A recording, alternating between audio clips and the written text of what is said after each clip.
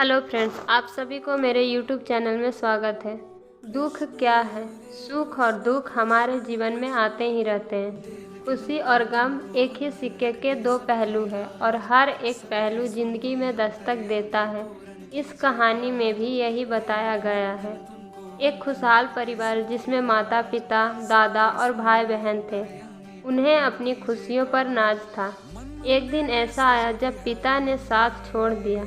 अपने बेटे के चले जाने से दादाजी को बेहद अफसोस था, पर उन्होंने अपनी बहू और पोते पोती के भविष्य को पहला स्थान दिया और अपने गमों को छोड़कर नई राह पर चलने का जज्बा अपने घर वालों को दिया। लेकिन एक साल बाद ही उनके पोते की भी एक दुर्घटना में मृत्यु हो गई। यह वक्त बहुत गंभीर था, पर इस वक्त में भी दादाजी और उनकी बहू ने संयम से काम लिया। घर की बेटी की ओर ध्यान देते हुए आगे बढ़े। समय के साथ ढलती उम्र के कारण दादाजी ने भी विदा ले लिया। अब घर में बस माँ और उनकी बेटी रहे थे। एक खुशहाल परिवार बिखर गया था।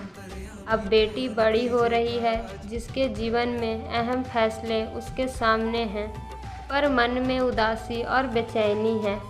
महज 14 वर्ष की उम्र में पिता और फिर भाई को खो देने की तकलीफ है, पर हमेशा अपनी माँ की सीख पर जीवन में आगे बढ़ती रही।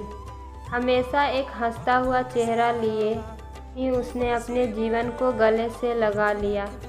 एक दिन अकेलेपन के बाढ़ टूट गया और उसने भरी हुई आंखों से अपनी माँ से पूछा, माँ, आप हमेशा कहती हो कि हमारी ज़िंदगी बहुत अच्छी है, दुनिया में बहुत तकलीफ़ है, पर हमारे साथ ईश्वर हैं। लेकिन मुझे तो यह नहीं लगता है।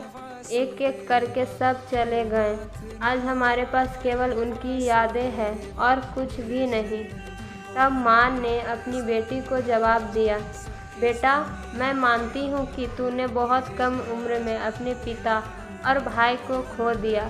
तुझे उनकी कमी महसूस होती है, लेकिन बेटा, तेरे पिता ने इस तरह की व्यवस्था की थी कि हमें कभी भी किसी के आगे हाथ नहीं फैलाना पड़ा। ना हमारे सर से छत हटी और ना कभी तेरे परवरिश में कोई कमी आई। तेरे और मेरे नसीब में उन सब से दूर जाना तय था, पर ईश्वर में विश्वास रखते हुए हमने हमेशा उसका आदर करके जिंदगी को गले लगा लिया। उस कारण ही हमें इस दुख को सहन करने की ताकत मिली। अगर यह हिम्मत नहीं होती तो आज हमारी ज़िंदगी एक अभिशाप बन जाता। इस कहानी से हमें यही सीख मिलती है कि खुशी और गम एक ही सिक्के के दो पहलू हैं और हर एक पहलू ज़िंदगी में दस्तक देता है। बस व्यक्ति को गम को बड़ा नहीं बल्कि छोटा करके देखना चाहिए। सुख और दुख हमारे पारिवारिक सदस्य नहीं हैं, मेहमान हैं। बारी बारी से आएंगे, कुछ दिन ठहर कर फिर चले जाएंगे। अगर वो नहीं आएंगे तो हम अनुभव कहाँ से लाएंगे। अगर आपको हमारी स्टोरी पसंद आई हो तो लाइक कीजिए, शेयर कीजिए और कमेंट में बताएं कि आपको यह स्टोरी कैसी लगी। ऐसी हर स्टोरी के लिए हमारे चैनल को सब्सक्राइब करें।